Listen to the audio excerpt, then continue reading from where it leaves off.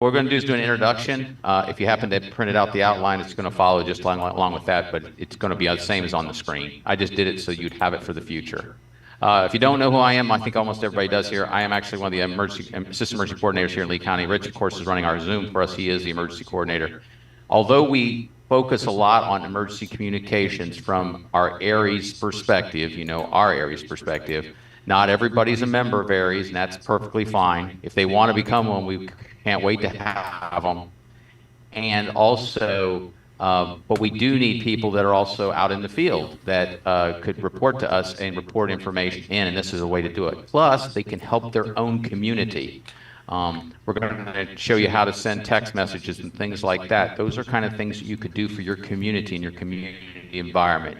It could even be something as simple as a condo, building or whatever. It doesn't have to be a huge community. All right, so that's kind of that. You guys kind of know who I am. Let's go ahead and keep rolling here. All right, so the agenda today, we're going to do, for this presentation, we're going to go over ARES Expresses. We're going to talk about some important forms that are used in MCOM situations, but we're not going to be dissecting those forms. We're not going to be overly using those forms either. Just to give you an idea of how they work and stuff, and I'll show you how stuff works with those later. And then some additional considerations that you might have to do in order to get this on the radio. Most of us in this group know how to get on the radio with our equipment, but some of us don't. So I want to make sure everybody gets the same information. So what is RMS Express or Winlink Express? If I say either Winlink Express, RMS Express, or Winlink, it's all the same thing when I'm talking. And originally, when this software came out, it was called RMS Express, and now it's Winlink Express, and you go to winlink.org now, and there's a whole lot of things going on with it. They update this stuff all the time, and that was why it was so important for you to get the software update today, or yesterday at least, because they are always making great strides in making it better. It is really a highly supported piece of software that, by the way, is free, as you figured out. And of course, you can donate to them, and it helps them maintain their servers and stuff. But anyway, the system is really a glorified, I'll call it a glorified email system that we can use via the internet or using by our radios, right? And it provides us an email capability to send something almost anywhere in the world. Now, if you're a person that only has VHF capability and the internet is down and you can't get to any gateway that has the internet, in other words, a hub that has the internet, then you're gonna be kind of constricted. Good news is more times than not, our emergency operations center is super hardened, and it's not likely to lose its internet. It could, but it's not likely to. And Rich is working on, along with our group, we're trying to get it updated so that if you did get to the EOC and the internet was down, it would go out on our HF radio. That's a want for down the road that we want to be able to do to back that up. Again, normally to send an email, if it's not to we don't have to have an internet connection if we have our radios. We can send it to each other. We can send it to another gateway. If we have high frequency capability, we can send it out of the area. But it's a backup communication method that's recognized by all the governmental agencies. They know what it is. Now, they don't necessarily know the name, but they know that you have the capability as an amateur radio operator to likely do this. And that's our goal of this class, and all the training that we've done related to RMS Express or Winlink is to try to get people so they know the software well enough that if we were to give them a radio that worked with their computer, they could do it if they had to. So that's our goal. It's better than voice in an emergency situation. Couple reasons. Number one is there's no panic involved. When Winlink sends from one system to another, there's no panic going on like we would have maybe panic around us. Those of you that have been deployed before, it's a very busy environment. So it's tough to really think about what you're doing. But the other nice thing about it is you can send larger messages much quicker, such as shelter population lists, requests for resources, allows us to track information and requests and all that. So it's really nice. It stores itself. It's kind of like a glorified email program, so it has all the same folders and you can add more. So it is really nice that way. Our Winlink message is secret. I bring this up because there's a chance that you could be assigned to a hospital or medical facility, or you might want to be conversing with your new girlfriend, boyfriend, or other. You want to remember that this stuff is not private. It can be seen, and the reason is because in amateur radio, We are not allowed to encrypt things or make it so they can't be seen. So this was a way to work around that. They allow, you can actually go to that site, type in your passwords and that, and you can see the messages as they're being sent. So having said that, again, back to the same thing, you would want to tell a hospital or entity that's trying to send something that's maybe, shall we say, secretive or prohibited in medical facilities. They're prohibited by a thing called HIPAA. But what I was going to say is just remember it's not secret. Just a really important point. Our basic operation equipment is a transceiver. We have to have one of those, of course. We have to have an antenna, because you know our transceivers don't work well without them. We have to have a computing device, which is like our computer, laptop, tablet, those kind of things. Winlink Express, just for those who care, is generally designed for Windows. You can run it on an Apple system, and you can run it on a Linux system, but you've got to run it in virtual machine, and you've got to do some other things. So it's not as easy. So Windows is kind of the way to go. If you don't have that and you want to run all those other hoops, be my guest. It's just something to think about. You can pick up a Windows tablet that will run fine for about $120 or $130, and it'll do this stuff for you for no trouble at all. Your phone can do it too, but a lot of those apps have limitations. Plus, your cable hook-ins could be a lot different, and you'd have to be prepared for that. So we also need appropriate cables, as it says on here. And again, this is something we're not doing in this class. We're going around and trying to get you on the radio. Yesterday, we had 30 people in class with us. We would have probably taken 30 hours plus to get everybody hooked up on the radio. We don't have that kind of time. We will be able to work with people individually that don't know how to get on down the road. That's not going to be a problem. And the good news is if you were deployed with an orange box from our EOC, it's a matter of just plugging it in and following directions. It's pretty easy. Finally, you need software to possibly run not necessarily just the Winlink software, but you need software sometimes to operate with the radio. You'll need a sound card of some kind, whether it's built into the radio or on the exterior, and we need some way to trip the transmitter. In other words, hit the PTT button. Huh? Oh, hit the PTT button. That's what the TNC kind of helps us do, and we can have software versions of that as well. So it's kind of a really that could be a class all on its own. I'm just letting you know kind of some of the things that you have to have, but you may already have all this capability, so you're in great shape. If not, we'll help you. So some of the available avenues that we have, we're able to send on Telnet, which is what we're going to do today in class, which is really just an internet connection. And I'm going to tell you right now, if you were deployed right now during an emergency, or let's say there was an emergency going on and you weren't deployed, you're just at your house, you're that lowly amateur that stayed home, decided to either weather out the storm, stay put for whatever reason, whatever disaster or whatever's going on, and you have the internet, I would highly encourage you to use the internet. It's going to be much faster, much more efficient, and you're not going to tie up the radios.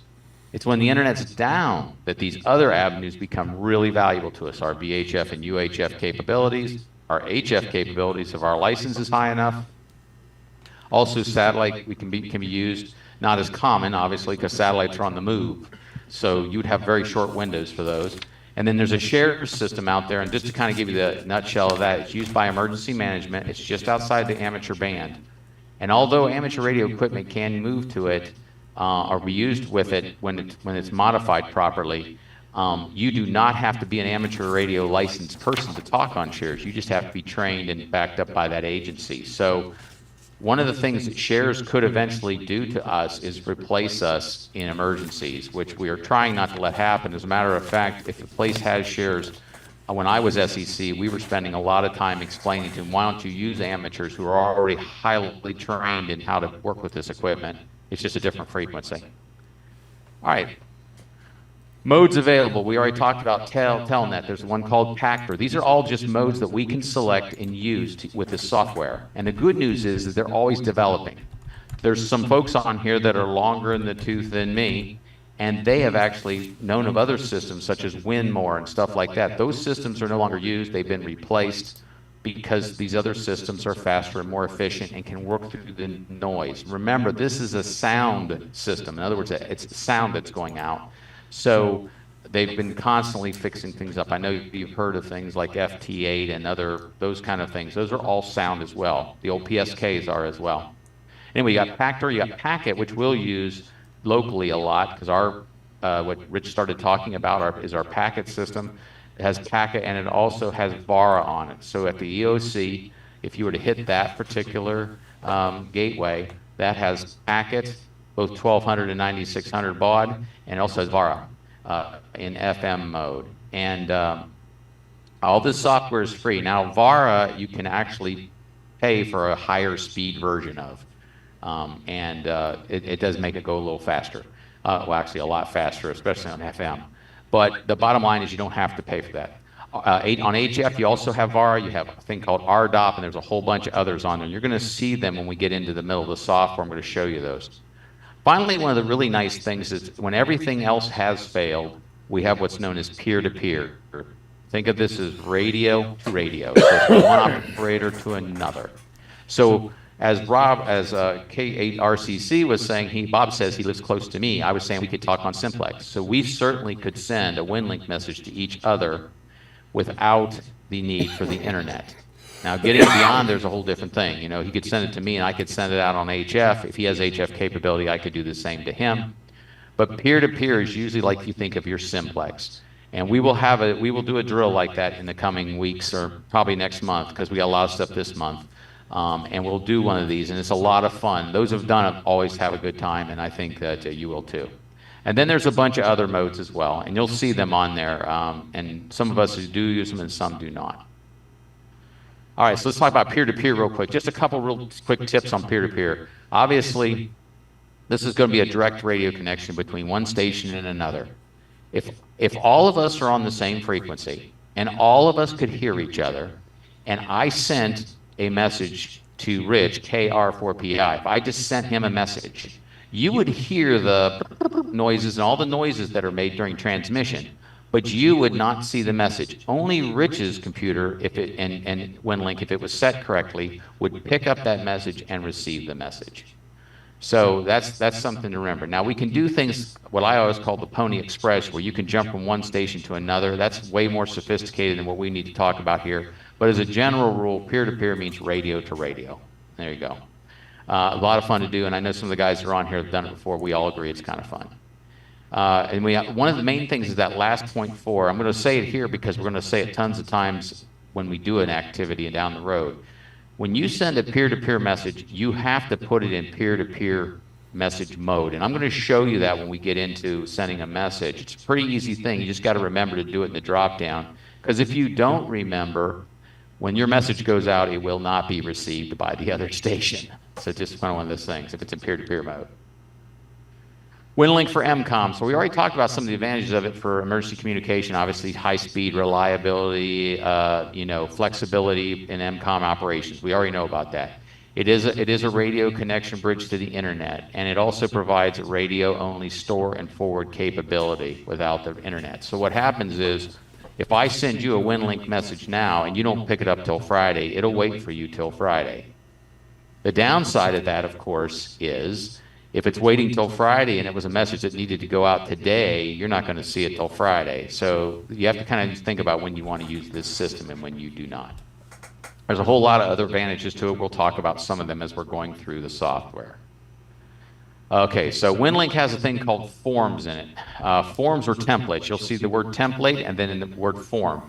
Think of them as the same thing.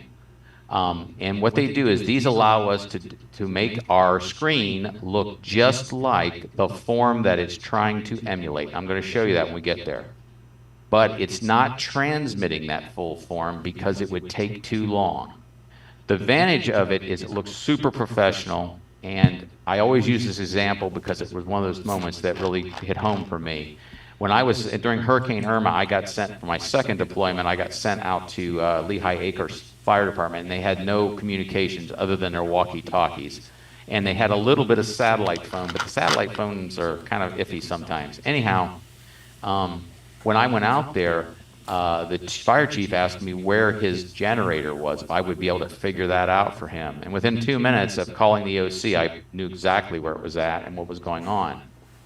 So when I went and told him that, he couldn't hardly believe that I knew that. I think he forgot. It's not that he doesn't know. He's very busy. There's 32 pieces of equipment working out of that fire station. So he finally comes over and sits down next to me and says, what could you do for me? I said, sir, if you wanted to order that generator, instead of driving it all the way in like they had to do through 5 foot of water, all the way to the EOC a day or two before, I said, I can send it in about 30 seconds. And I popped up an ICS 213, which is one of the forms. And as soon as it popped on the screen, he goes, I know that form because it looks just like the form that would be on paper. So they know what it looks like. So that's my point, is that they know what it is, and they look really good. But it opens up in your browser, and when it opens in your browser, you can do lots of things with it. You can save it, you can print it, just a whole lot of things. All right. Some examples that we've used in some of our drills. Those who've been doing the drills with us, we've done a check-in form. Those of you that don't know the forms, I'll tell you, ICS 214 is basically a log. Back in the old days when I was a young officer in a cruiser, that was like your cruiser log. You kept track of all the activity you did. Now they do it by computer, but back then we used it by hand.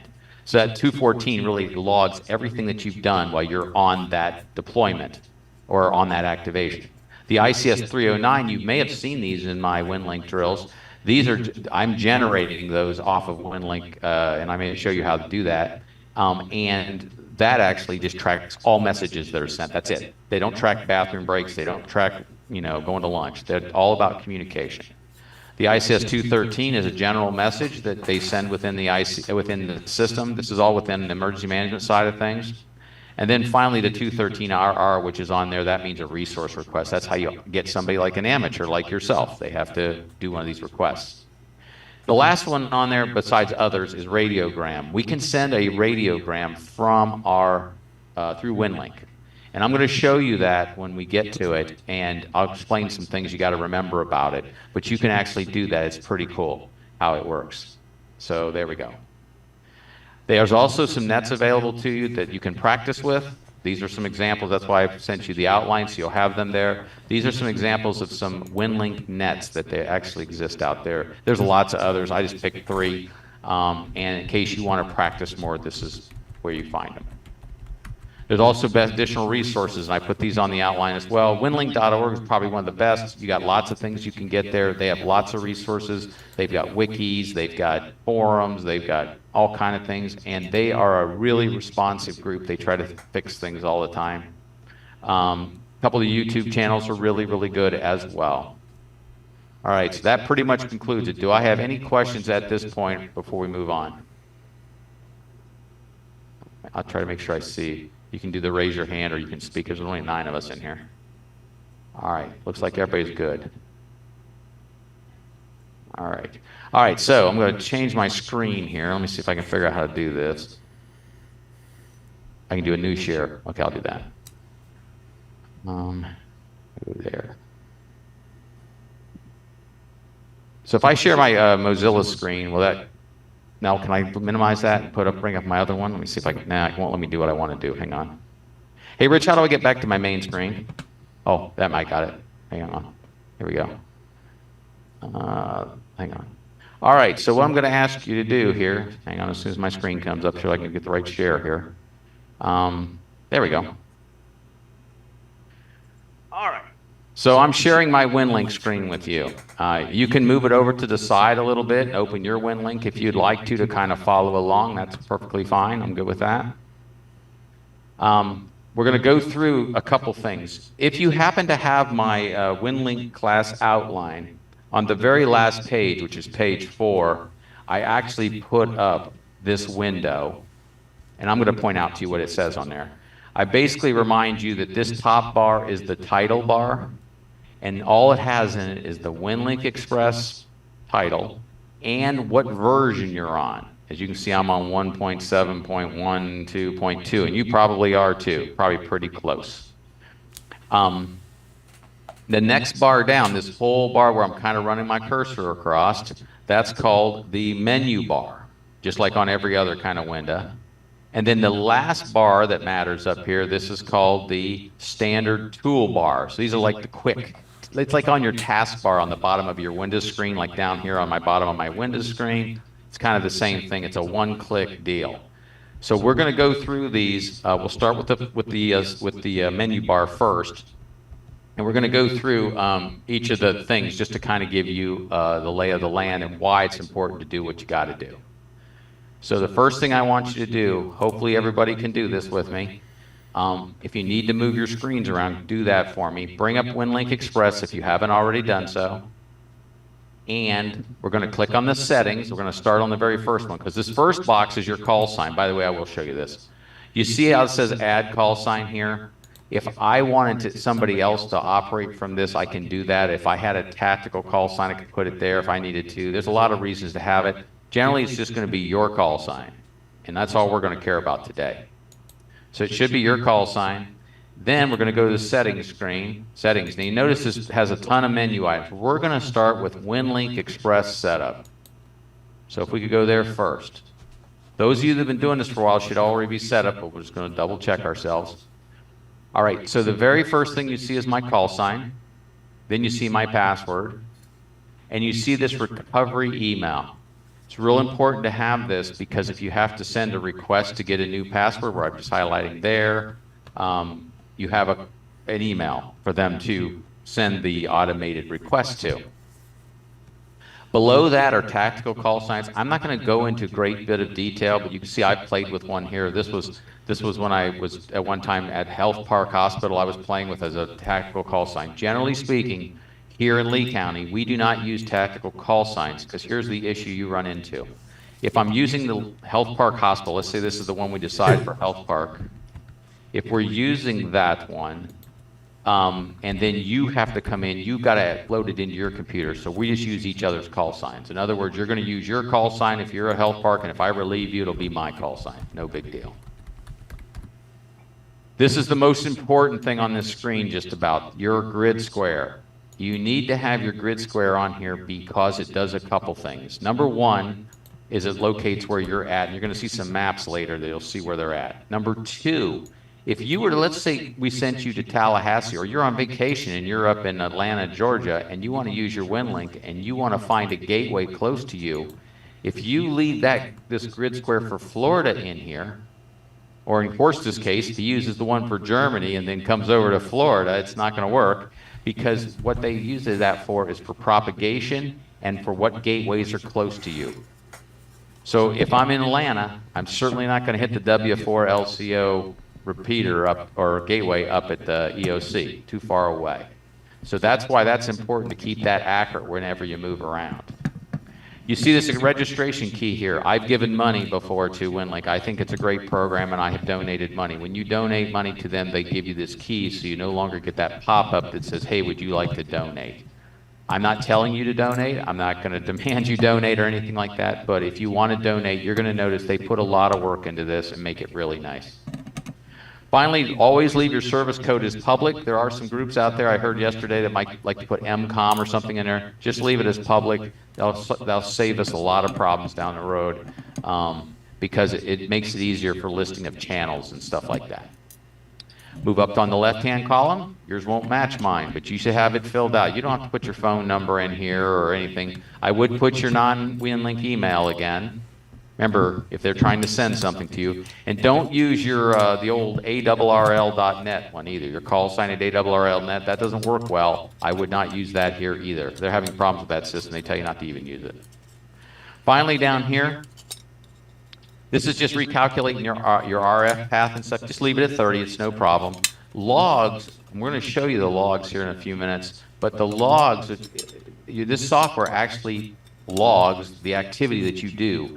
And I just let it store for 2 weeks. I have never gone back to look in my logs. But Jeff Kennedy yesterday said he has had to do it before to look for things, so he has done that. The logs just say what you've done when you've been on. They don't have the exact messages and stuff. It's more just of a time hack thing. I keep my deleted messages for 30 days because I don't want to go longer than that. Just like your email, right? You probably have it set at 30 days and you delete them too unless you save them somewhere. You can leave the other ones, okay? Display a list of pending incoming messages prior to download. We're not going to have, you don't have to worry about that. We just want to see the messages. And you can leave the other 3 or 4 blank. You don't have to do the automatic install without prompting. If you wanted to, you can. I generally like to see when it's doing an update, and that way I can click it because if I don't have time, I don't let it do the update. So there we go. If you've entered anything in here, you want to click the word update, and then that'll close the screen out, okay? So we click that update, close it out. Let's go into our settings again. We're going to go right back. We're going to stay here for a while in this settings box. The next one's font for text, okay? You see me have it highlighted in blue. You can follow along if you'd like. So this allows you to change the font. Let's say, for instance, you're a little bit visually challenged and you would like the fonts to be a little bigger. Or maybe you need to change the color scheme. You don't like this black, white, and blue. You can change those things. That'll change the appearance. These top 3 things will change the appearance of the window, so that you can change things up. So if I hit set color screen, you see it brings them up, and I can pick the text color, I can pick the background color, I can pick the list color, all this stuff over here and that I can pick. So it's just something for you to do if you want to change it up. So it kind of allows you to personalize it. The next one is your GPS position report. Okay, so this is one of these reports that you can do very quickly. This is not like a major message or anything. This is just giving your geographic coordinate and maybe a quick message. And you can see at one time on this computer, I sent out my message, my geographic coordinates, someone passed for it, and I went ahead and I put, hey, I'm glad to be on spring break. So this is probably a couple years ago. You can go and find your GPS coordinates, obviously, online, or you could know them if you already know them. If you have a GPS device, you can tell it to go pick it up and find it for you and stuff like that. So there's ways to do it. I'm only bringing this to your attention is because you probably should know your lat long and all that. So in case you don't remember you don't remember your grid square or something and you need something else, this is a way to do it. All right.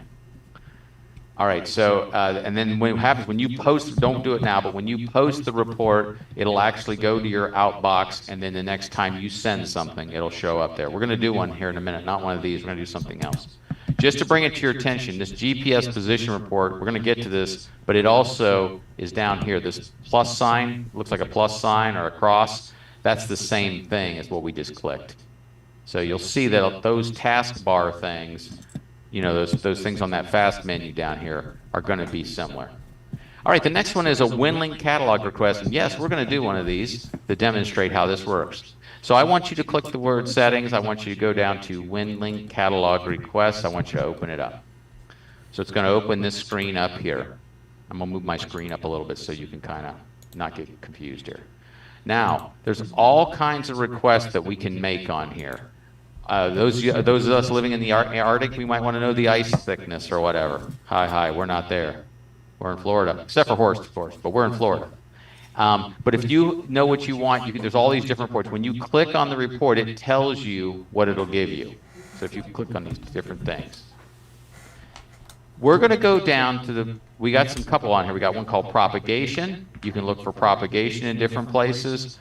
Again, it's kind of limited. It's only whatever ones they put in there. And then finally, let's go down all the way to Weather X US, WXUS. That's what we're going to do first. I know, Horst, you're in Germany, but follow along on this, please. Pretend like you're in Florida with me. So here we go. So you're going to go to Weather US, right? And we're going to go over here to Florida. Start looking for Florida, wherever you're at. We're going to say we're in Florida, so we're going here. Obviously, there's some smaller areas, Tallahassee, the Keys, northern Florida, southeast Georgia, other states, right? Deep South Texas. A lot of, we're going to go ahead and just pick Florida just for the fun of it. And if you double click on it, it makes it come over here to this box for selections. So you can click as many of these as you want. What you're doing is you're doing an automated base message. So it's called a Winlink query, but it's like an automated message request. Okay? Everybody holding so far? No one got lost. All right. So what we're going to do is we're going to post the request. You see this post button underneath this box. We're going to click post request. And notice what happened. The box went away. If you look on your screen, your outbox should say that you have one in your outbox. Okay. Okay? Everybody agree? So if you don't have it, let me know. Otherwise, I'm going to assume you have it. And if you have that one in your outbox, we're ready to send it. So how are we going to send it? I'm going to tell you how. So you can go up here. You're going to go up to your open session box up here. And the first thing you want to do is take a look at the drop down. And you'll see there's all kinds of different modes down here. We're using Telnet Winlink. So make sure you click Telnet Winlink. All right. And then all you have to do is double click on open session. There's another button down here you can do too, but we're going to do this. Just do double click on open session, or click on it. Actually, you only got to click on it. And it'll bring up the Winlink session window. It looks just like this. So you should have this up on your screen. And it should say Telnet Winlink session across the top. And the word ready. In other words, it's ready to roll. All right? I'm hoping everyone is there. I'm not seeing we're not. So hopefully everybody's there. So far, so good. Thanks. There we go. There we go. Yeah, thanks. I'm just wanting to make sure everybody's good. So everybody's good. Now what we're going to do is everyone's going to click the start button. So go ahead and click the start button. All right. So let me go through this box with you. First of all, it takes about a minute for this to come back to us. So while it's doing that, I'm going to explain this box to you. Okay. You don't have to really worry about all this gobbledygook. What you want to look at, though, is you can see a couple things. First of all, you see it came from my station because it went to WL2K, which stands for Winlink in this case. And I'm W4CMH. And it gives my grid square. You see that? And then you see that it sent this message number. Now, this is their message numbers. See how that numbers look kind of like not numbers or letters number combination? It says that it sent one message that was 151 bytes, which is really small. It sent it in less than looks like less than a second here, at 37,899 bits per second, or per minute. So it's rocking pretty good, right? So it's running a lot faster than you'd think, because it's on the internet. Yours might even be faster. If you're on a much faster internet than I'm on, that would help. Then it says it ends the session. But it says messages sent was 1, how many bytes it was? Oh, it was 4 seconds, and the total time was, in bytes, total bytes was 1827. That's between the talking back and forth. And it tells the time it happened, it's disconnected. So we have done that. And so you have sent, if you have never done this before, you just sent your first real message out on Winlink because it's already gone out. All right, let's take a look and see if it's back. It takes about a minute or so. So all you have to do is go up to that start button again, just like the ICMI start button's blue when I walk up to it, and just click on start. Go ahead and do that. And let's see if it's back yet. Oh yeah, mine's back. I want to give everybody a chance to see if theirs is back yet. How you know it's back is because your inbox is here and the inbox is now blue. This message is blue because remember I have this set to automatically read the first one. So it's going to read the very first one. I can now close the Telnet Winlink session. I close that box and now I can see my message better. So this is the message window. Of course, next to it's your system folders, you know, your inbox, your outbox, your trash, all those things, just like on a regular email system. We'll talk John, more is it okay to ask a question? Yes, absolutely. Anytime, certainly. Yeah, this is Ro. Okay, yeah, Ro, go ahead. So I followed you along perfectly, but I don't have the blue bar at the top, and I don't have inbox. I mean, I have an inbox, but it says 0. Yes, it's going to say 0. Is your top one blue like this? No, but I do have. That means it was too quick. Oh, okay. So go ahead and open the session again, like I'm going to show you there, right? Hit start again and see if it comes in now. Okay, I'm trying that now. Yeah, because it's automated, so.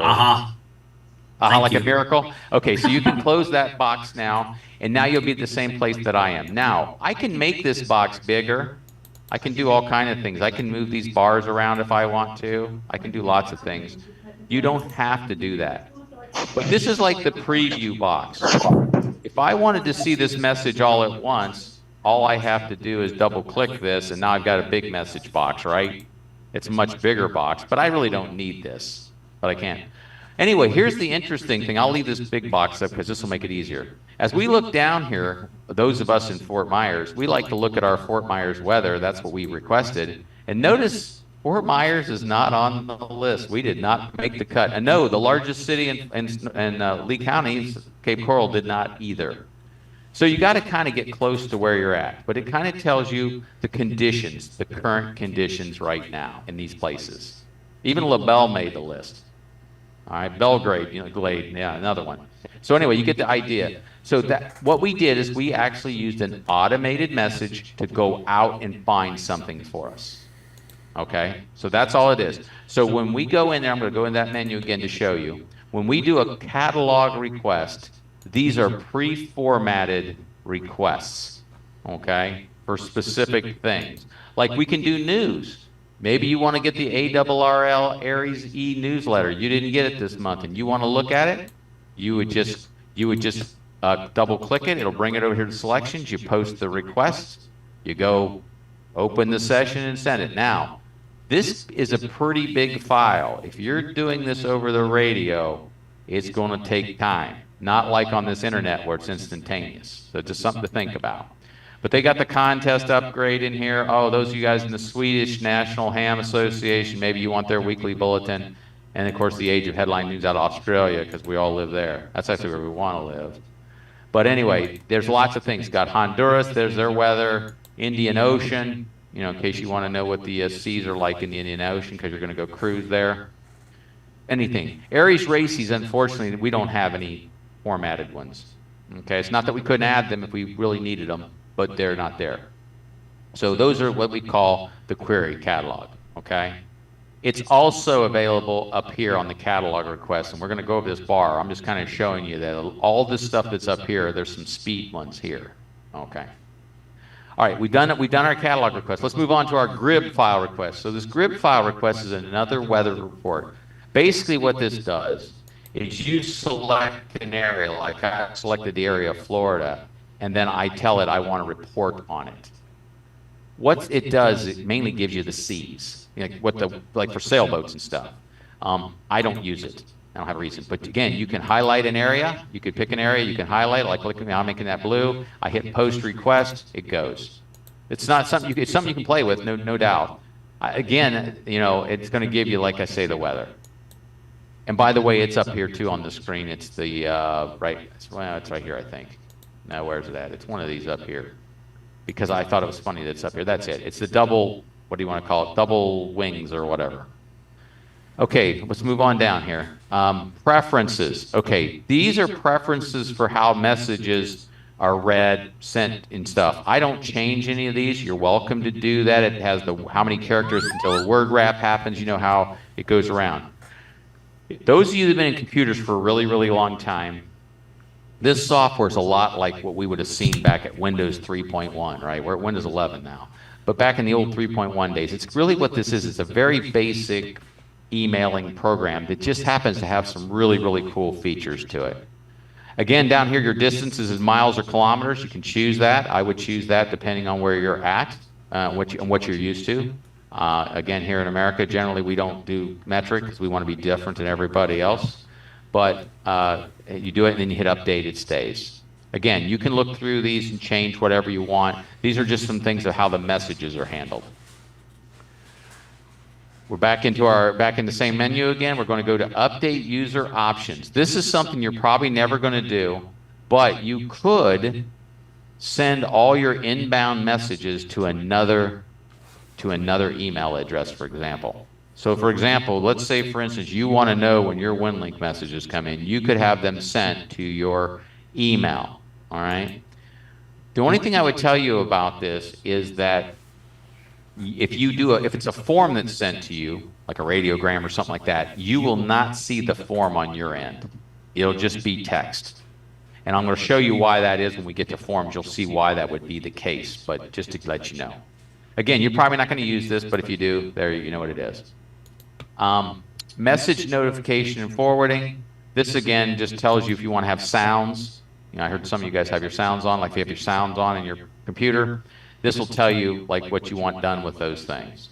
I generally don't mess with this much. I'd leave it the way it is, but you can change all of this stuff. Addresses to forward to, automatic notification. Again, this is moving messages from Winlink out to another source.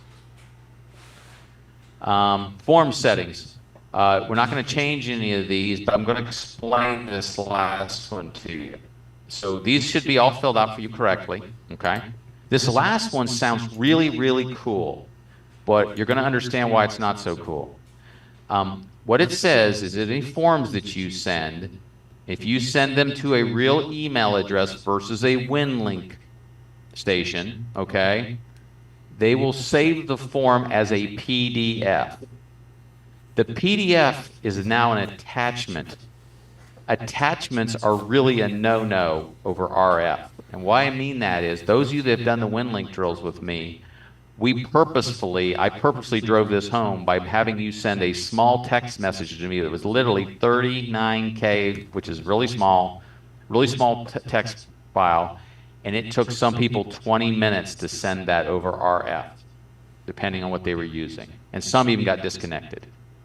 So if you do this, and it's going over RF, you could be asking for some trouble. It's a really neat feature because it makes the form readable on the email, which I told you earlier you would not be able to read on an email. But if it's coming over RF, it's going to be a problem. I mean, it's just going to take a lot of time, a lot of resources, you know. So just something to think about. Let's see here. Oh, auto session open on startup. So you can tell what you want. Let's say, for instance, that the only thing you do is packet Winlink. Let's say the only thing you're going to do is VHF packet Winlink. You can actually tell it to open packet Winlink every time you turn on Winlink. So it would automatically go to packet Winlink.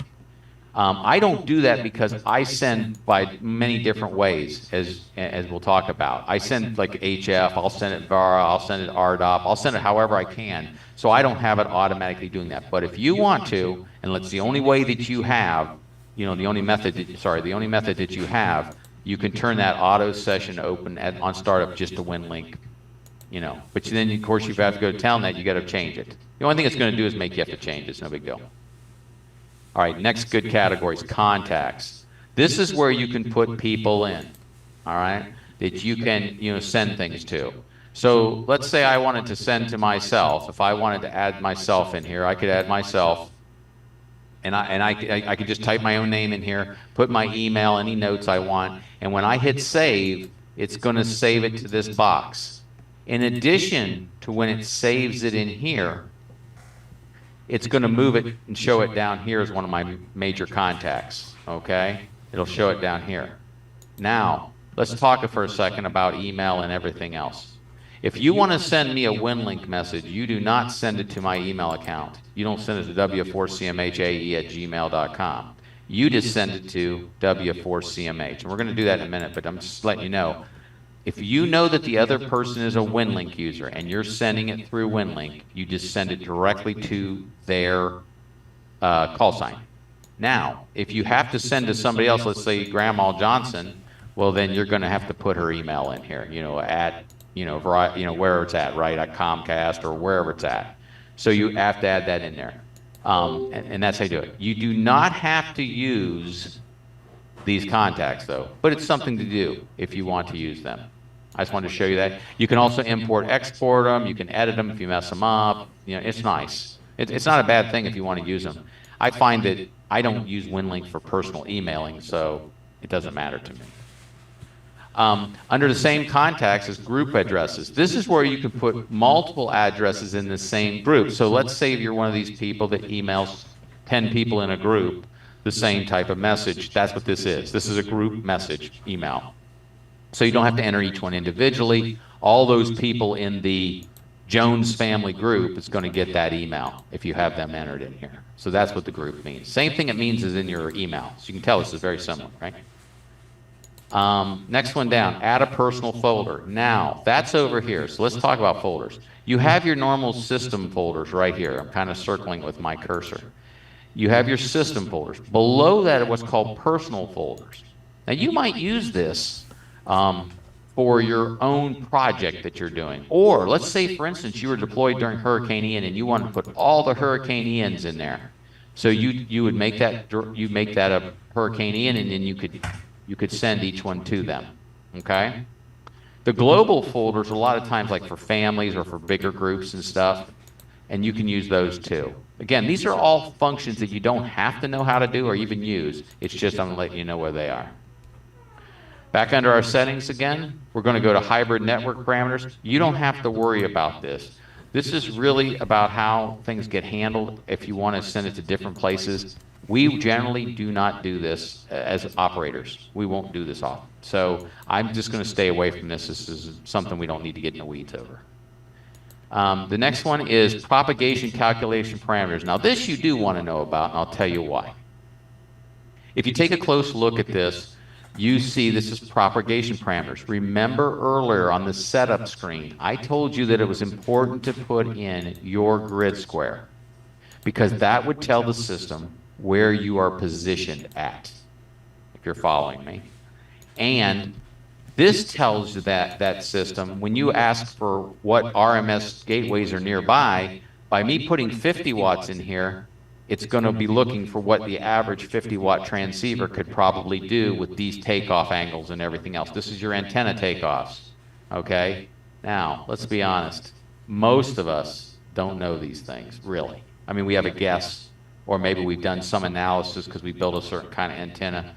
But most of us aren't super great at it. Yes, you can do all your Smith charts and all that good stuff, but I'm just saying to you, generally not. But if you knew that you only had 25 watts, you probably ought to change that to 25 watts. Right, makes kind of some sense. Again, this just helps things down the road. So you can change these as you need to. Again, it kind of gives you, it helps the accuracy of when it's trying to find you gateways and other information. All right, next one. We're almost done with this whole box. View usage statistics. You can go ahead and click yours open if you want. If you've been doing it for any length of time, you're going to have, like me, this grid up here. This tells me how many times I've made connections, how many things I've sent. And you know, this is going to be a regular Winlink message. If I sent a peer-to-peer, it would show here. I'm sure if I roll down, there's probably so many days in here, so many months. So from December, what is it, February, January, you see January got overwritten. So it's doing 12 months at a time. You can export to a CSV, which is a spreadsheet. Maybe you want to go in there and do all this stuff. Look, some months I've sent a bunch of messages, right? 136, that's pretty heavy. How many did I receive? So this might be important to you, but it's not necessary. But again, if you want to know what's going on, that's what that is. That was statistics. Background tasks. There's none in mine. I don't enable any background tasks. That's another feature I just don't use. So there's really no reason for us to talk about it more than that. You don't need it to do normal operation, that's for sure. Finally, restore or back up your databases. You might want to do this. Let's say, for instance, you put a whole bunch of contacts in here. You've you know, got your global folders. You got all kind of really cool things going on. You might want to back that stuff up. If you do, you can back it up to your location, wherever you want it to be, on your computer or on a thumb, whatever. Finally, if you hit exit, it closes the whole thing out. Don't do that. All right, let's go over to message. We're going to go to the next box. We're going to actually do something here when we get in here too. All right, so as you can see, the very first thing we have on here is new message. All right. That, by the way, matches this little icon right here. It says new message. I just put my cursor over it. It should just come up and say new message here in a second. We do it again. And it usually says it each time, but it's being finicky today. But that's the new message over there. But anyway, we're going to do a new message. Let's go ahead and do it together. Go ahead and click new message. All right. Let's talk through this really quick, too. All right. So you can see who it's from. It's from me. Yours says from you, by the way. So that's the call sign. If there were other call signs, you would be shown them if you clicked them. Remember I talked about this sending a Winlink message. We generally send Winlink messages. You have the option to send a radio-only message or a peer-to-peer. The only two I really get concerned with is the Winlink message, which is the normal. I call it the normal message. And peer-to-peer if I knew that I was sending to a specific station. That's when you want to click the peer-to-peer. So in this case, we're staying with a Winlink message because that's what we're going to send here in a minute. This request message receipt, you've seen this on your emails. Some email systems have Outlook in particular. You can request a receipt when that person reads it. I would argue not to click this hardly ever, unless it's really imperative that you knew this person read this. Okay? Because what it does, every time that a person gets an email and you have that clicked, and by the way, it stays clicked like until you unclick it, so every message you send after this, it remembers it. You'll be getting these message receipts, and the guy has to receipt back to you. It just kind of an annoyance unless you really truly need it. So I tell you to avoid it. All right, we got the to box. We're going to start there. If you had contacts, I clicked this box, it would bring my contacts up. If you saw what I did there, I clicked the to box, which you see is like a little button. It brought up my contacts. If I had contacts in here, they would show up here, and I could click them. But in this case, we're going to add. So I want you to look on your chat box screen here and pick somebody. Oh, Bob, you lost your call sign. Bob's call sign, by the way, is K8RCC for anyone who wants to hammer him with an email. Pick somebody off the list here and type in their call sign. So somebody in our group here, doesn't matter who it is. I'll go ahead and just pick Roe here because he's going to be my contestant. Now, if I click away from that, you notice it puts a semicolon there.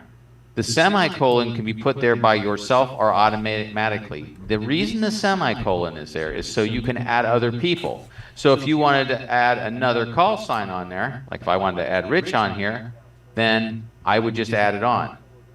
And I do a semicolon again. If I wanted to add a person's email, like my personal email, right? If I want to do that, whoops, sorry. If I wanted to do that, I could just add my personal email. And I could do that. So I'm just showing you what you can do. You don't have to do all the same things. I'm just telling you how you would do it. You also could put it down in the CC box or whatever. So the message right now would be going to Roe, it would be going to Rich, and it would be going to my personal email, that if I sent it this way. All right? But I'm not going to do that. I'm going to go back to where we were. Just showing you if it has a semicolon, you can keep adding. You know, you can add more in there. And it would, and your group would do that automatically for you. Now in the subject line, let's go ahead and put something like Winlink class test, something like that. So you always want to put a subject in. I teach middle schoolers, and I teach them emailing, believe it or not. And this is one of the biggest faux pas, is not putting a subject in. Try to remember to put a subject in. It helps the person on the other end. And then type something in this box down here. So I'm just going to put this is a test of Winlink. You can type anything you want in that box. I'm going to give everybody a chance to type in something. When you're done, I'm going to give you a second. Let me finish later if you have a second to do this. I'll stop.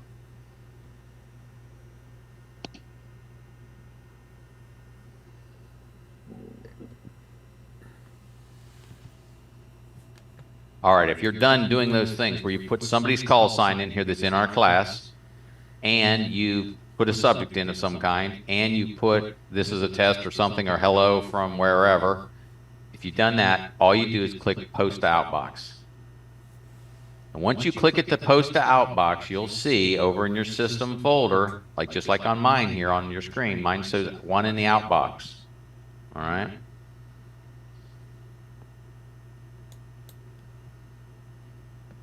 All right, so I'm hoping everyone's done it. If you have not had success doing that, let me know somehow. Tell me. All right, no one's saying anything good. You guys are keeping up good. If I'm going too fast, too, let me know that too. Gosh darn, don't let me just keep going on. Okay, next thing we're going to do is we're going to go ahead and send this message to our friend here that we picked off our list. So we're going to open the session. Remember, we're already in Telnet. We're just going to open the session up. We're going to wait till our start comes black, as you can see in this case, and also the word ready is up on the screen. And we're going to go ahead and hit start, and away they go. Rich beat me to the punch. All right. So now I've sent that message out. Now, after a second or two here, let's go ahead and hit your start button again to see if any other messages have come into you. So go ahead and hit start again. And look, I got another message from WG4K. I'll hit it one more time just to be sure. All right, so you want to hit it once or twice just to make sure it's there. So now we can close the Telnet session, and you should have some messages in your inbox. Notice this blue one is already red, so you see I have two unread. Those are those two that have the yellow envelopes where the envelopes are closed. You see how those envelopes look closed, whereas that envelope right above my arrow looks opened, like it's been opened up? So that's how you tell that you've read that message. And of course, you can see that message is here. That was that weather message. So now if I click on WG4Ks, you can see saying hello. I can click on Rich's. Rich is saying good training. We need more. We need to do more of these Zoom classes. I don't know if all of us agree on that. So let's pick one of these. Pick one of the messages. I'm going to pick my message to WG4K. I need you to pick one of the messages that was sent to you. If there's just one, just pick that one. And I want you to reply to it. And how we can do that is two ways. Let me show you both, and then you pick. You have these, we're going to talk about these more, but you have these up on the taskbar up here. You can use the reply here, or you can go to the message down and hit reply here. So you have the choice of doing it here, right above my arrow, right there, or in the message drop down, you can do reply as well. It's going to bring up the message, and I'm going to type in my message now. It's ready to go, because notice it has WG4K already ready to go, because that's what it's going back to. It says RE because it's a response, right? I'm making a response to the class, and I'll say, Dave, glad that you can attend. And then I'll type my name. And then I'm ready to send this. So how I send it is the same way we've been sending all along. We're going to hit post to outbox. So before I do that, I'm going to let you look at this real quick. Again, you can type. Now, I could take and delete his message off of here if I wanted to. I generally don't do that because I want to see what I like them to know what they're replying to. But let's say there was a bunch of, he knows what I'm replying to. You could get rid of that. It just saves time, right? So I'm going to post to the outbox. That's what you should do when you make your response. And then you want to go to open session, which is that, you can see the blue up there, right? You hit open session again, just like we've been doing. You're going to wait for it to say it's ready. And then you're going to hit start, and it's going to send it. Oh, and I got some more messages coming in. Nice. And you can tell down here at the bottom of my box, too, it says I sent one message. If you see where my cursor is all at the bottom of this box, I'll move this box up here. So at the bottom of this box, you can see I sent one message, and I received two messages. And you see that my outbox is empty now, too. That's how you know that your message went out. The other way you could do it is you could add the CC. You could CC yourself if you wanted to make sure that things were happening. Anyway, I'm going to do this one more time, make sure nobody else is saying anything to me. Perfect. Okay. So, and as you can see, I've got some more. I've got, looks like Ro responded back to me from earlier. Okay. And nice, thank you for the nice compliment. And of course, Rich is sending me even more. Thanks, man. And there we go. Oh, he sent it to all of us. Okay, very good. So it sent it to 3 different people. So you see Rich added from KR4PI, he did 3 different people. And notice how they're separated by the semicolon. That's how you do it. That way they don't run together. You can't just put them up against each other. They got to have that semicolon between each address. All right. The interesting thing is you see how this green is now? See, these are blue because they've been opened, right? But notice the green says a reply has been sent. So these colors mean things if you have this color scheme running, which you should, right, unless you changed it. And that's how it works. All right. Are there any questions on sending messages so far? We're going to do other stuff. We're not done.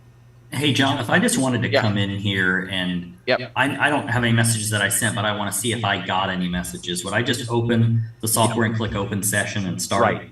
Okay. Do it right now. Yeah, go ahead and do it and see. And so let's say, for instance, it's 4 days from now, and you say to yourself, man, I wonder if anyone sent me anything. You can just go in and hit open session. If you're using Telnet, just hit Telnet and have it get it for you.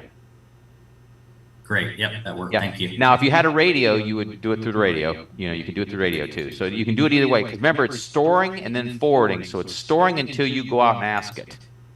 Just like your think about it, just like your Gmail or any of your email servers. If you didn't have them on your phone, you would have to log into them and then they would show up. Same thing. Perfect.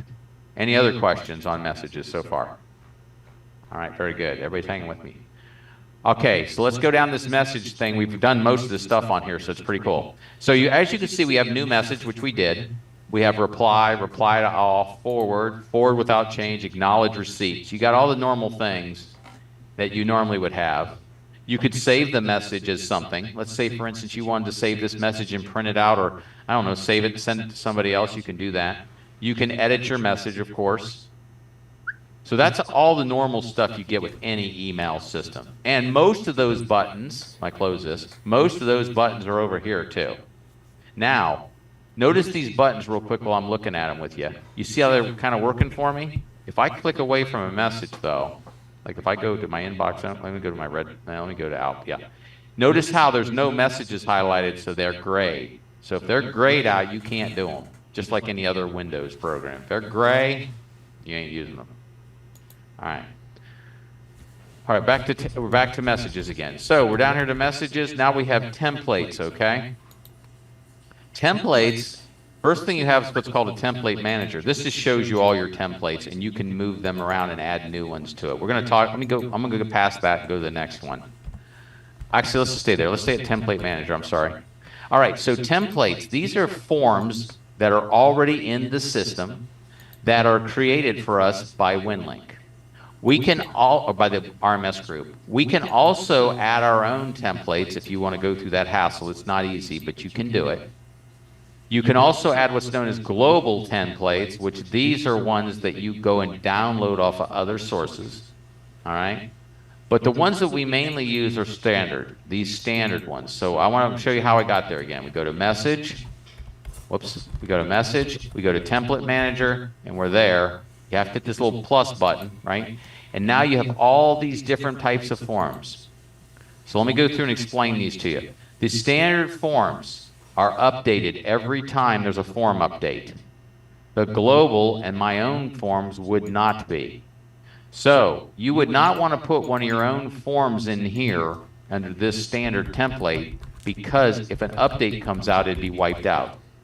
I don't think anybody in the group is going to do this, make their own templates, but if you did, I'm just letting you know. All right, let's go ahead. We got Larry with us today, so we're gonna start with him. These ARC are the American Red Cross forms. These are their forms that they're going to use. They're similar to our ICS forms that we talk about a lot, you know, our instant command forms, but these are forms that they use. So they're in here. If you're from the great state of California, they use their own forms. We're probably not going to use them.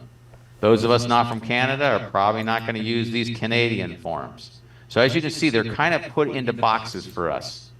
The main forms we spend time with are the general forms, which we're going to do in a minute, and these ICS forms, the instant command forms. Remember I talked about an ICS 214 and ICS 213. I talked about an ICS 309. So those are all under your ICS forms. The HICS stands for the hospital systems. I know it seems crazy. Why can't these entities use all the same forms? Well, they just can't. I don't know why. But anyway, their 214 looks just like an ICS 214, has like one more box on it or something. It's kind of stupid. I don't know why they do it, but maybe there's somebody out there who makes a lot more money than me that knows why. I just think it complicates things. But anyway, these are those forms. All right. If you keep going down through here, we got radiogram. We'll talk about that in a little bit.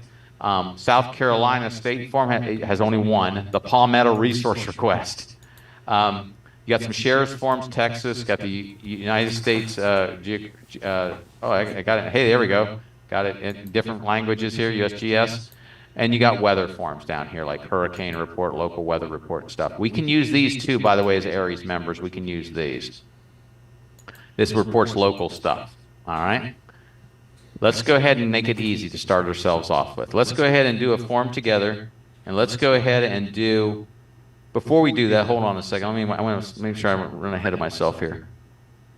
Yeah, let's hold up on that. We'll go back in a second and do one. I want to finish this up.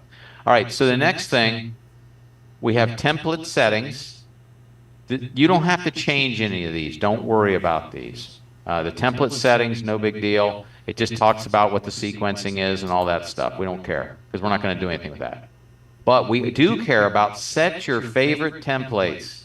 Again, let me show you how I got there. Message down to set your favorite templates. We are going to go ahead and set 2 templates, and I'm going to show you what the advantage of this is. All right, so the first template we're going to set is we're going to set a, see, I think we'll do the, let's do the check-in. So we're going to do a check-in form. So in the display name, we're going to write check-in. So everybody kind of do that with me.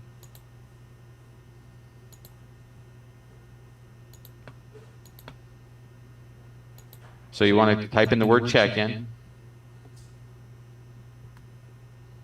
All right. And now we got to go find that file. So these check-ins, these favorites, only stay the same where they're at as long as the file name doesn't change its name. They don't change it at Winlink. Generally, they don't change it much, but every once in a while they will. So all you have to do is click on the word browse off to the right. So you got the word check-in in here. We're going to click the word browse. Look what came up, the template manager that we talked about here just shortly ago. Let's go find the check-in form. See, what I'm trying to find is that check-in form. It happens to be under the general forms. And it's right down here. It says Winlink check-in. All you do is click on it twice. So we'll double click it. It's going to automatically put the file name up there for us. So let's do that. Double click it, and there it is. The only time this ever changes is if Winlink would, let's say they change this name to something different or they put it in a different place, that would mess it up. It doesn't happen very often, but it does happen. All right. Anybody have a problem with that? Tell me now. If not, we're moving on to the next one. We're going to do 2 of the 4. You can do your own later. You can change these, by the way, anytime. All right, let's do the next one. Let's do a radiogram. All right, let's do a radiogram. So obviously I'm an NTS person, so I like radiograms. So we're going to do a radiogram, and again, we're going to type the word radiogram in here. We're going to go ahead and browse to go find. I'm going to move it over here. We're going to browse to go find it. Now, we're going to have to look down these, and we're going to look for the word radiogram. Aha, here it is right here. So all the way down here, we're going to click on the plus. All right, there's several types of radiograms here. We're going to pick the first one, which is radiogram TXT. We're going to double click on it in a second. The RRI is Radio Relay International. This is the digital side of the national traffic system. These are a little different formatted, is all I'm going to tell you right now, but you can use them. But the standard radiogram that we want is right here, the radiogram text. So we double click it, and notice we have it. So we've added 2 favorites to our template. Before I click the word save, is there anybody that is having trouble with this, that hasn't been able to do it? Everybody good? All right, hearing nothing, I'm going to say yes.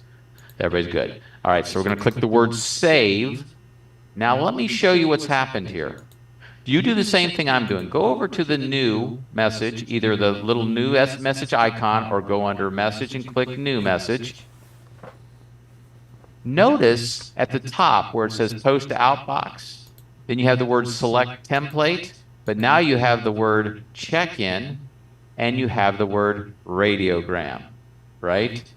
So now you have these speed ones up here.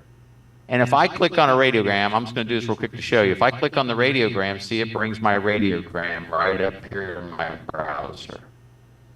Pretty cool. So that's how that works. So, and then that's how the form will look. We'll talk about more in a second about that. All right. Now that we have our new message box open, we are going to actually send ourselves something else. So we've already sent a message, right? We could send messages during a disaster. We could just send a, hey, how you doing message. We can do whatever. But for this moment, what we're going to do is I'm hoping that everybody in our group has a cell phone on them. If you happen to have a cell phone on you, I'm hoping you do, I'm going to show you how to send a text to a cell phone. Used to be really hard. It's easy now.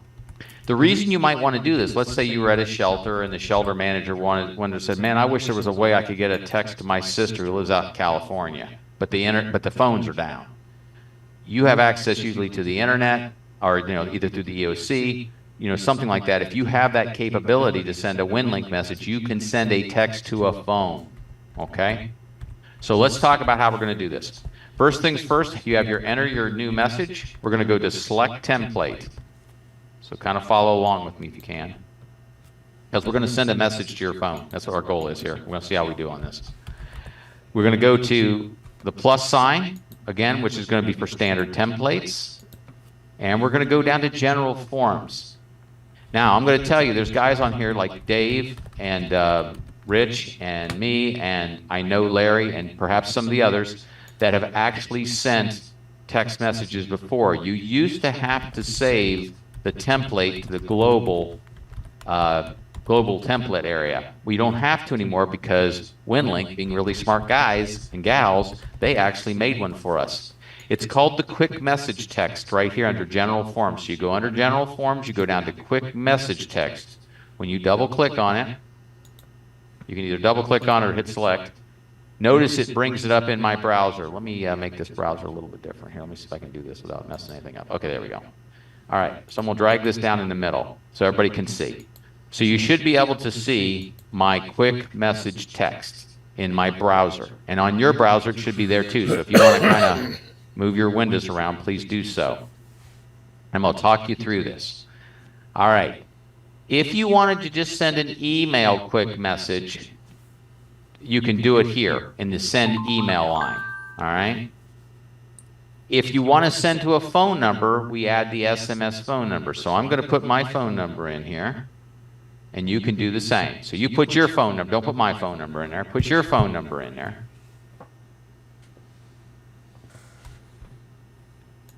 And once you do that, you need to select the carrier. This is the company that actually services your phone. Now, this can be tough on some groups. Like I'm with Consumer Cellular. My phone happens to go through AT&T through Consumer Cellular, so I'm going to select AT&T. But if you have maybe, like I used to have Straight Talk, which is not on here. Straight Talk was dealt with by Verizon, but Verizon refused to send these type messages to non-Verizon people. Okay, if you understand what I'm trying to say. So pick if you know your carrier, or you, in this case, if we had this shelter manager next to it, we'd say, hey, what's your sister's carrier? And we can select it. So I'm going to select AT&T. Hopefully you're able to select one. Then we're going to put your name in there. So you put your name. So I'm going to put my name, John. And then I'm going to select the date that I want to send, that I'm sending this. This is right now. Notice whenever it's blue like this, you can always edit it, but I'm not going to. I'm just going to leave it the way it is. Notice it puts it in 24-hour clock. And the subject, I'm going to put Winlink text message. All right. So my subject's going to be Winlink text message, because that's what I'm going to put on mine. By the way, if you do not know the carrier, I put in the notes there that you can go to carrierlookup.com and try to find the carrier. But again, like I say, there's some groups out there or some companies out there that when it's their third-party services, they're not allowing these to go through, just to let you know. All right, and then I'm going to put, this is a test. A test. All right. You're limited to 140 as your count. I think it's like 140 characters. Sounds awful like Twitter or what's known as X now, right? This is a test. All right. Now, do not do anything else. I want to do something a little more sophisticated with you here, so you're going to have to stick with me on this. So really, really pay attention to what I'm doing here.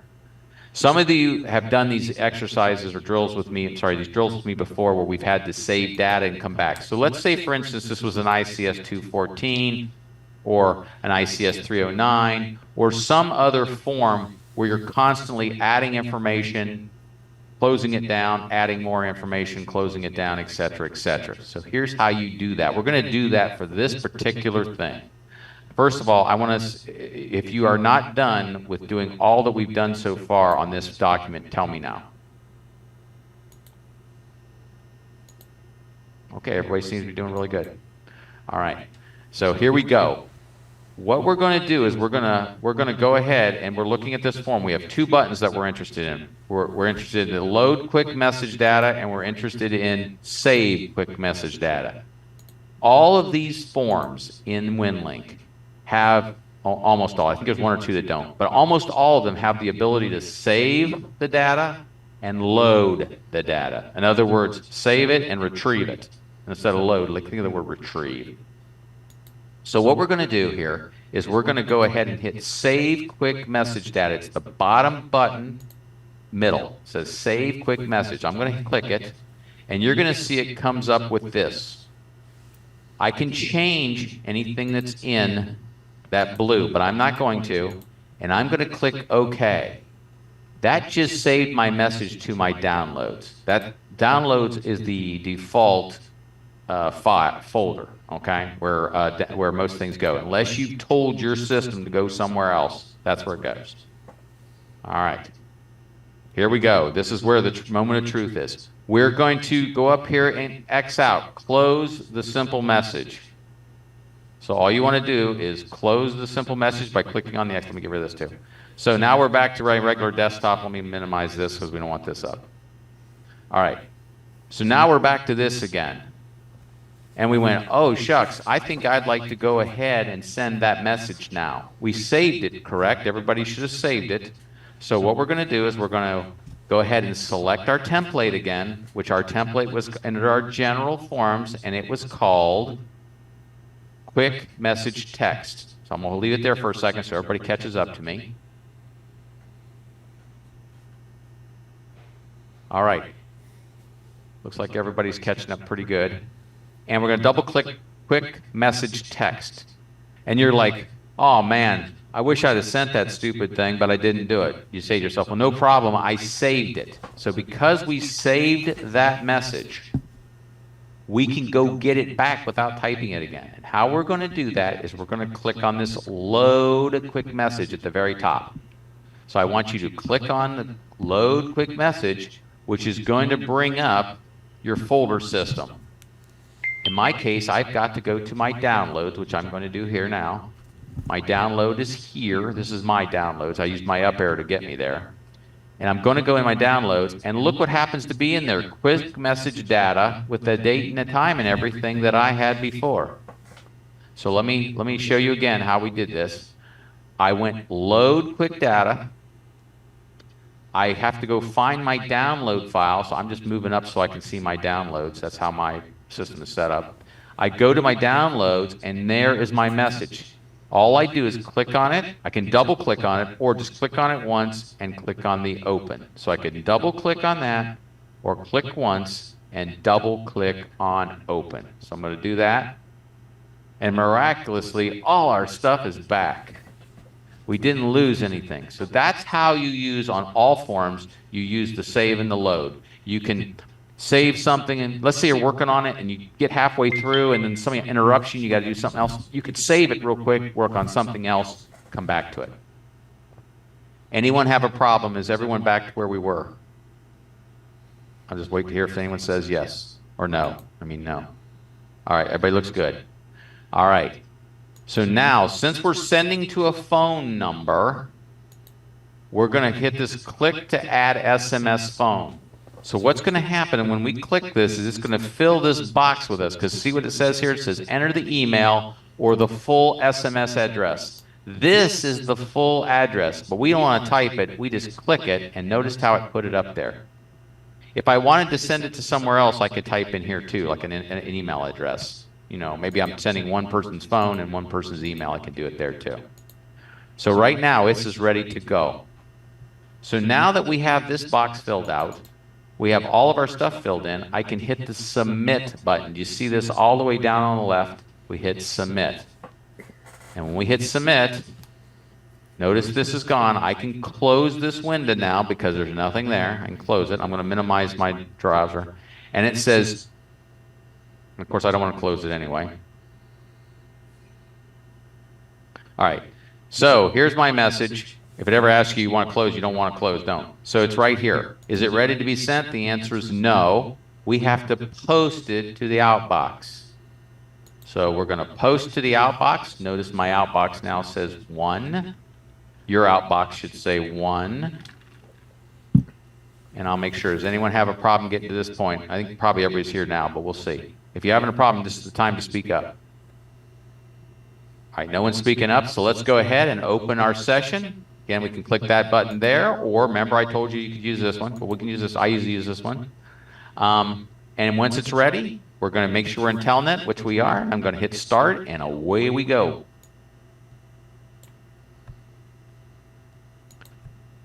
And notice my message has been sent. It says down here. It also shows my outbox is at 0, so I know there's nothing left behind. There's no residuals, right? And it's ready, so it's gone. And my phone just went off. I just heard it. So let me look and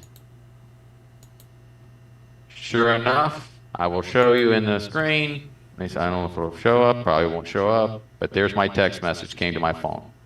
So I got mine to my phone. Hopefully yours did too.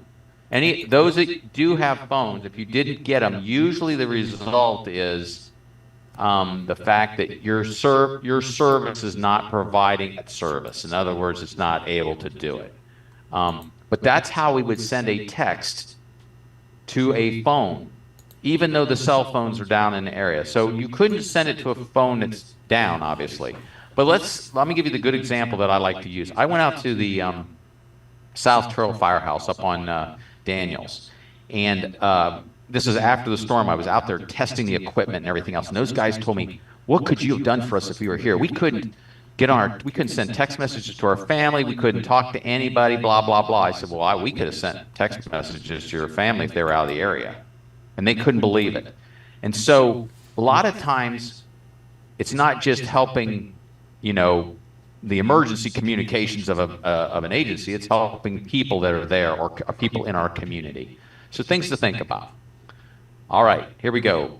We're going to finish up this message box, and we're getting really close. We got a little bit longer to go, but we're getting close. All right, here we go. So we did that. We sent messages. We saved messages. So now we're going to go all the way down here. Well, we talked about doing the favorites. We did that. HTML forms. This allows you to put a form, one of the templates, into an HTML format if you needed that for some reason. You can do that. Import form from an XML. If you write forms, if you make templates, you can actually import them that way. That's what that means. Again, if you're a normal operator, we don't care about that. Generate a 309 communications log. This is something, let's do this together so you get an idea of how I do this when I'm doing it. So now that you have some messages in your system, let's go ahead and click on generate. This is under, again, let me start over. It's under message. Then it's under message. Come on. Under generate 309 communications log. Now, this is not the paper log that we might keep if we were on a deployment. This is all the activity in Winlink. So what you can do is you go in here and it will automatically go pull the messages that you want and from where you want. So right now, I just have mine clicked with inbox. You see all these messages that are in the inbox. It'll work out nice. You could also pull from a personal file. If you had a personal folder up here, like say Hurricane Ian, you could just have it pull from there. Or you can turn on lots of them. However you want to do it. You can also go into, say, your save box and tell it between a certain date and time. Again, this is all directing. Right now, I'm just telling you to go to my inbox, and then down here, these tasks names remain the same all the time. So the last time I did one of these was on 12/16. You can see that here. You could put in there, right now we could put in there, Winlink class test. All right? So let's say we do that, and you see it's coming from me. It's going to save it. The output file is going to be to my downloads, because I browse to my downloads. So what happens if this is not here? Let's say this is not here. You'll do a browse, and you browse to whichever place you want to put it, where you want to stick it, okay? All you have to do is either generate it as a PDF or generate it as a CSV. These are the things that you see attached to the Winlink drills I send to you. So if I hit generate, look what it's going to do for me. It says it's now been written to in my downloads to ICS 309. So now I go over to I'm hoping you can see this. Hang on, let me make sure my screen share works this way. Oops, that didn't help me. Let's see. Yeah, you can see my screen. Good. Okay, so I'm going to go to my downloads, and in my downloads, you see this up here. It says ICS 309. If I double-click on that, it's going to come up, and now you can see it here. See my whole 309? It's all done for me. Kind of cool, right? So not something you would do all the time, but if you were on a deployment or an activation or something, and you needed to generate a 309 for all the messages that were sent during that on Winlink, and then add them maybe to your other one, at least you have them all collected for you. That's how that works. All right, minimize this. Okay, so that's how you would do it. You can also generate it to a CSV file or whatever. And then, of course, we can exit, and we can close it out. All right. Generate maps and CSV files for forms. Okay, let me explain this to you. This is kind of an interesting little thing. I don't know the true purpose for this beyond what it does. What it can do is it'll generate for forms that you have sent. So if I click on it, I'll let you do it with me just so you can kind of see what I'm talking about. So go down here, it's under message, you go all the way down to generate maps and CSVs, you click on it, and you can see here it says maps and CSV KML files for forms. You go to the select forms, so you can select from messages, a field situation report, local weather. These are all things that we have sent. I've sent at some point. A matter of fact, we did one on like the general hospital status. Well, this is all saved in my system, you know, from being saved in my files. So if I pick messages, for example, and I tell it to display on the map where all my messages came from, that's what happens. So maybe you can see this on the map. I'll zoom in a little bit. Whoa, let's zoom out a little bit. So if I zoom in just a smidge, I think I can move this around. Maybe it won't let me. Oh yeah, there you go. So I can move it around. If I click on one of these, you can see this was on 10/7. This is K4SJC sending me something. Oh, there's my buddy who's on today. He just sent the other day, KV0K. And so there you go. You got yourself right there. We got you on the map. You're probably not all the way down in the big Cypress Preserve. But anyway, that's how it does it. It kind of goes through and you can see them. So that's something you can do, like map where you're getting your stuff from. Again, I don't know the total purposes. I get during an emergency it might matter because you can see where all your stations were at, perhaps. But that's what that's for. So again, I don't know how much you're going to use that, but I just wanted to show you that. Under messages, you also have export selected messages. You can pick certain messages, export them export them out. You can import messages back in that you've exported in the past. Let's say, for instance, you have to recover something, and then you can archive or save messages for a long period of time. Again, I don't know if you're ever going to go back and look at them. Maybe you would. I don't know. So remember, this is like an email system, so it has all these functions. All right, the next one. Let's go over to attachments. We're moving good now. Here we go. We'll pick up the pace now. Attachments. Basically, I told you earlier, don't do it. Like I say, we did an exercise. 39K took forever to do. So do yourself a favor, only use attachments if you must absolutely do so, and if you do, try to use Telnet to send them, so you're not sending them through the radio. Just thought, food for thought for you. And think about it, we were just sending a little text file. Can you imagine a picture file, like from a crash scene or something? Next one is move to. So if I have like in this case, I have this message selected, it's allowing me to move it to somewhere. And I can move it to the inbox, the red items, outbox, deleted, saved, drafts, whatever I want to do. If I take this drop down, I can change it. If I have it as saved and I click this button right here, this move to, see how it highlights? It'll automatically move it to the saved items. Okay? That's what that's for. Right now I have the message from Rich here highlighted. If I hit this delete button, it's gone bye-bye to the trash. It'll go to the deleted items automatically. Okay? That's what that does. So you can highlight a bunch of messages, hit delete, and get rid of them that way. You also can right-click on them. I'll show that again. I went to the message that I wanted to. I right-click. I can move them to different places. I can save the message. I can show the map. Let's see where Rich is at. So Rich is kind of close to me, but not exactly. So you see me. I'm here. I'm the green guy. He's the purple guy. I think that's purple. So anyway, you can kind of see based on because we sent those messages. So that kind of has a kind of neat feature to it. Maybe you kind of wonder where the guy's at. Maybe you're not up on your, what do you call it, up on your grid squares like they're at and all that good stuff. Or maybe you don't want to look anywhere else. So anyway, it's kind of a cool thing. And that was, so that was him. So anyway, pretty cool. We already know what open session means. We already know all the different modes. By the way, all these modes down through here are ones we can use. All right? The main ones we're going to use is Telnet, like we're doing today, Packet, probably. If you get on HF and stuff, you're probably going to use like VARA or RDOT. FM, we can use VARA as well. Very high. I have never used Iridium, never used it. And when I asked yesterday, nobody else had.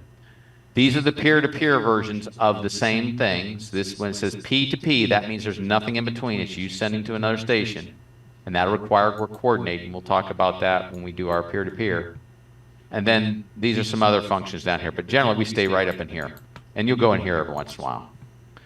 Finally, on this same bar, we have logs. I told you about this earlier. This shows what you've done. So if I go into one of my logs, like this log here is from 12/27, and I click on it, here it is. It's up on my screen, and it tells me that I was able to, kind of tells me the big picture. You can see I sent like a NOAA thing. So I did some weather there. So that tells you those kind of things. And the last one's your help. This is probably one of the most important buttons. It's not because I saved it for last, but it really is. If you click on the help, you have help contents, which is like this. And you're welcome to click on them. It has all kinds of information in here. You have Winlink questions. They have Winlink answers. This is another place to find great answers. It does have a search function, so you can search. Okay? You can show it in index mode, which, by the way, is the same as, the same as doing this. Under help, you have help index, and that's the same thing. You can, again, search in here if you don't know what you need to do, like a message. So I type in message, there it brings up all the types of message things I can ask it. So a really good help screen. Finally, the last thing in the help is about. This tells you your version that you're running, tells you about Winlink itself, these folks that are running it, and some of the main dudes that are working on this, which, by the way, I have nothing but respect for. And then down here, it tells what they do with their money, the Amateur Radio Safety Foundation. That's where your money goes to, and it helps pay for the servers and stuff if you donate. All right. We're going to go down the last set of boxes here. We're going to go down the standard toolbar. So here we go.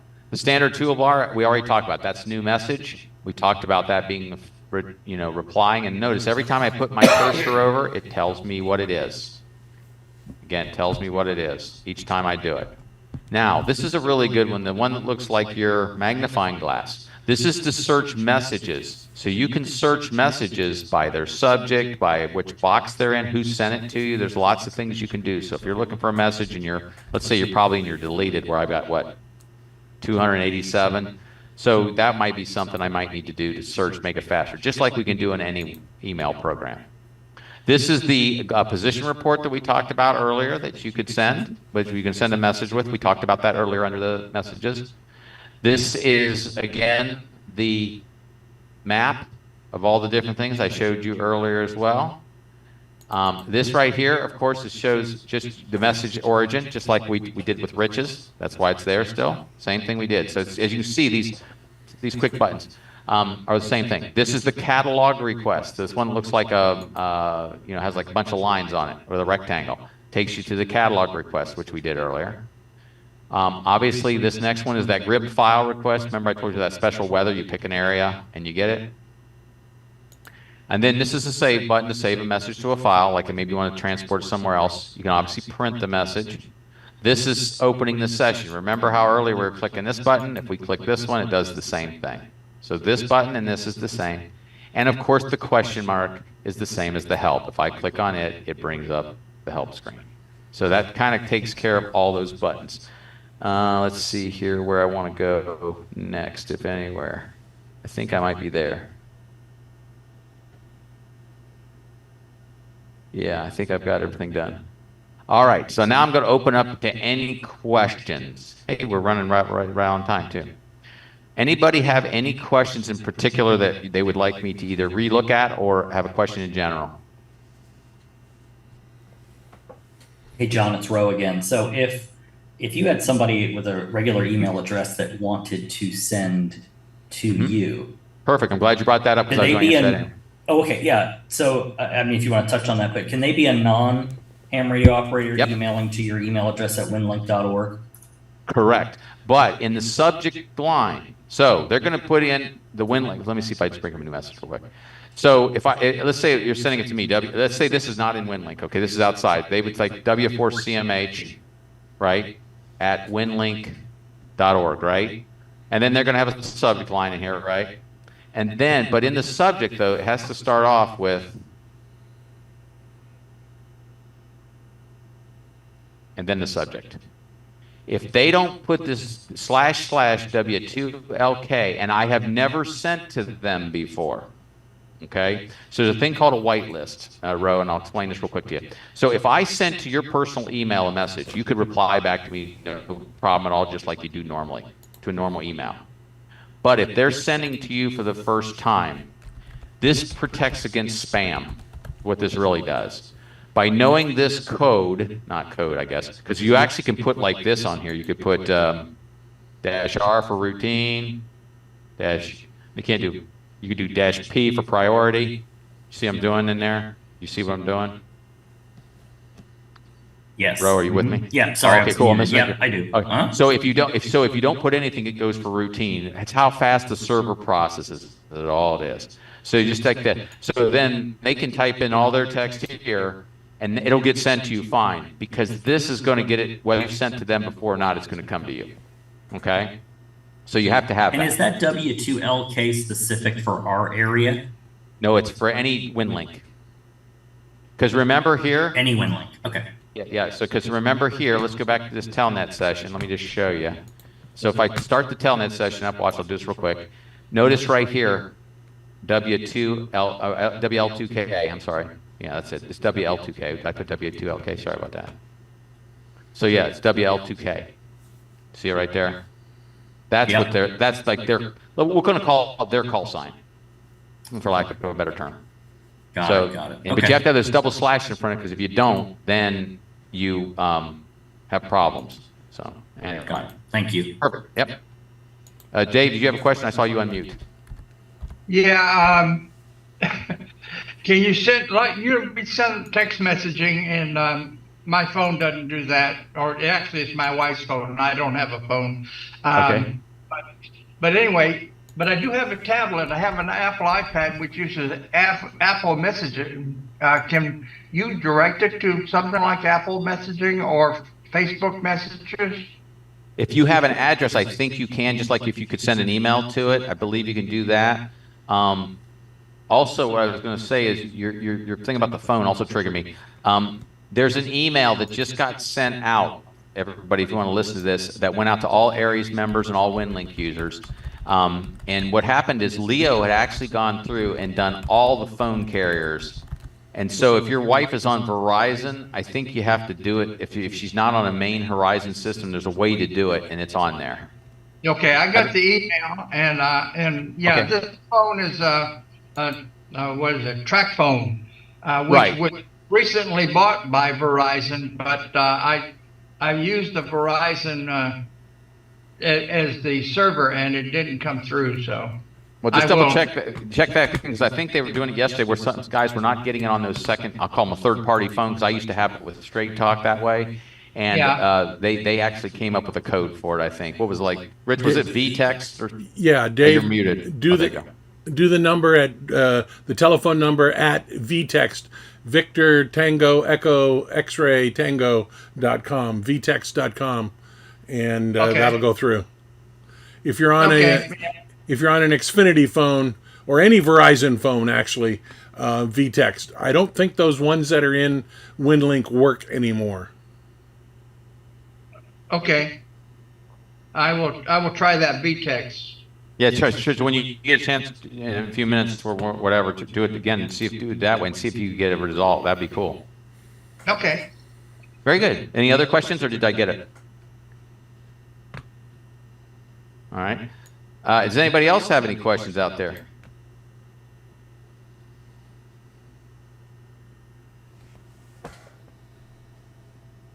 Okay, so I'm guessing everybody's pretty good then. All right, so just remember that you can go to winlink.org to get any information, and you know, if you want to double check some information I gave you, or if it's not working right, double check and make sure I didn't say it wrong. You know, sometimes that happens, or copy it down wrong or whatever. So remember, winlink.org is really good for more information, get your questions answered. It's really good. They got a lot of wikis on there. They got forums. They got all kind of cool things. If you have a problem that you want to send an email to me or whatever, I will gladly answer it. Rich will. There's a lot of us that actually use it a lot. Even WG4K, he's been using Winlink a long time too. I mean, there's always new things coming on, and maybe we don't remember the new things, but you know, that's the case. Those of you that are wanting to hook your radios up down the line, we would definitely be able to help you do that. That's going to be one of those things that we're going to kind of have to do individually, because it can take a long time. depending on your radio. What our goal will be is if you tell us the radio you're trying to hook up, if you haven't been able to do it, we'll try to find somebody that has already done that radio, if we can, and then help you that way, because it'll be much quicker. Otherwise, a lot of the times it's trial and error on our part. And with the new Windows 11 system, Rich and I were talking about this the other day. I know I've had some problems with Windows 11, not on my, believe it or not on my desktop, but on my laptop. We think it has to do with the sound cards they're using, and also the software and how Windows 11 looks at the sound card, and also adds in some enhancements, they call it, which causes some issues with the sound card operations too. So, does anybody else have any questions at all, or need any other information? All right, John, what the heck, I'll go again.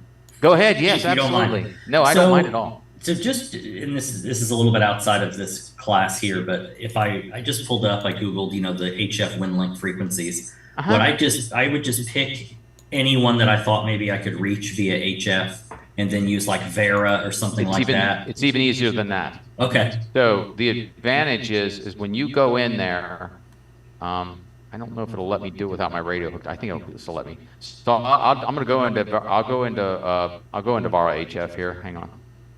Yeah, where I'm at. Okay. Let me see if I can. Even though my radio is not hooked, I'll still go in there. Good. Okay, so I'm going to open this window, or bring this window up for you. Okay. Hang on, it's trying to get itself all figured out. Yeah. I'll say, let's update them. Okay, so what's going to happen is it's doing it right now for me. It's updating my propagation. Give it a second. If you have to do this over radio, by the way, it takes forever. So whenever you can, you want to update propagation for here. So what it's doing right now is updating all the channels. Hang on until it does this, and I'll show you how to do this. It's pretty easy. Perfect. It says it's not my COM port, it's not hooked up, so we know that. Let's see if it'll let me still get in here. Okay, good. So what we would do is we will go under channel selection, and you find the channel that's probably got the best, or the frequency's got the best. So you see right now it's telling me to go to 40 meters, 7082.500. It's saying my estimated reliability is 96%. I'm going to tell you right now, it's 27 miles away. I probably will not do well with it. Usually that close, not so hot with my antenna system. But it gives you some reliabilities, and you can see the reliabilities down the side. So anything that's green is worth a try generally. You get down into the yellows and definitely the reds, you're in trouble. Usually you can't hit them. Notice it tells you, I'll roll again. Notice it tells you not only the call sign, the frequency. And by the way, this would be automatically set. My radio, because my radio is hooked to this, it automatically sets these frequencies. I don't have to do anything. It does it all for me through my cable. And it tells the mileage away. Did that help you?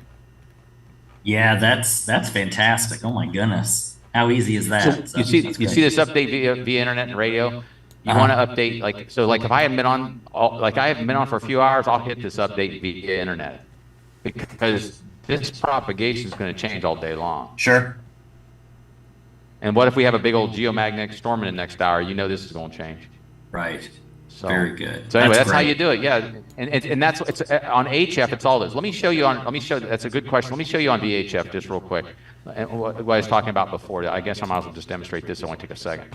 So let's say I'm picking packet Winlink, and I open the session. Of course, it's going to give us some errors here because it's going to say I'm not hooked up. Okay, yeah, I can't open. I got it. All right. So if I pull up my thing here, and we'll put it in the middle. So can you see it in the middle there? I'm going to go to channel selection. Now notice I'm looking for W4LCO in this case. I could be doing Rich's. Rich's is KR4PI-10, but I'm going to hit channel selection, and it's going to show me the channels that are available to me that are Winlink, that are packet. These are packet frequencies, and how far away they are. So you figure this N4SCR-10 is 58 miles away. Now remember, I'm shooting simplex in this case. It's probably not likely I'm going to hit that sucker. But these other ones, 7 miles away, 16 miles away, probably can get them. Well, probably not on UHF. 16 is going to be pushing it. But that's how you do it. It tells the bearing, of course, when you're lucky enough to have a rotor. Myself, I have an attic antenna. It's a bunch of wires. So, well, mine's a J-pole up there for this, but I can't directionalize it. It's just what it is. But anyway, that's how you do it. So isn't that pretty cool? Thank you. You're welcome. Any other questions?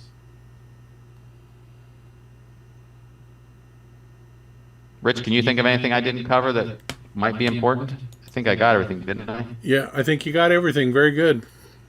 I just have a comment. Yes, sir. Go ahead.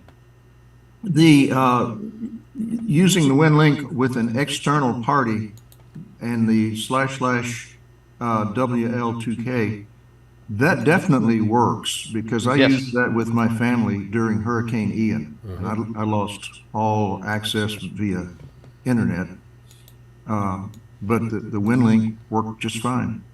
There you go, Ro. There's the answer to your question. Larry's telling you he used it live. Yep.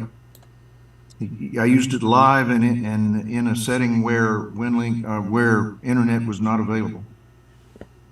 Nice. That's great. That's great testimony too, right? I mean, those of you that are out there thinking this stuff sometimes it's never going to happen. Well, it does happen. And like I say, when I went over to South Trail, they would have died to have one of us over there, I think, because they were all upset that they couldn't tell their family anything and whatnot. So anyway, it just does happen. So does anyone else have any other questions? I'll do the last call here and then we'll call it. All right. So if you ever have any questions, don't hesitate to reach out. We would love to help you. Please practice. That's the whole point of this. You got the outline if you want to use that to kind of give you some guidance. You always have the help file. You always have winlink.org. There's a lot of, gosh, there's a ton of stuff out there. We just, really, what we did here was kind of scratch the surface. Some of these power users do some heavy stuff. So I want to thank you for taking the time out of your Sunday afternoon. I'm glad that we were able to pull this off, because I saw a few of you definitely had it as a problem. So I'm, not being able to be in person. So I really appreciate that. John,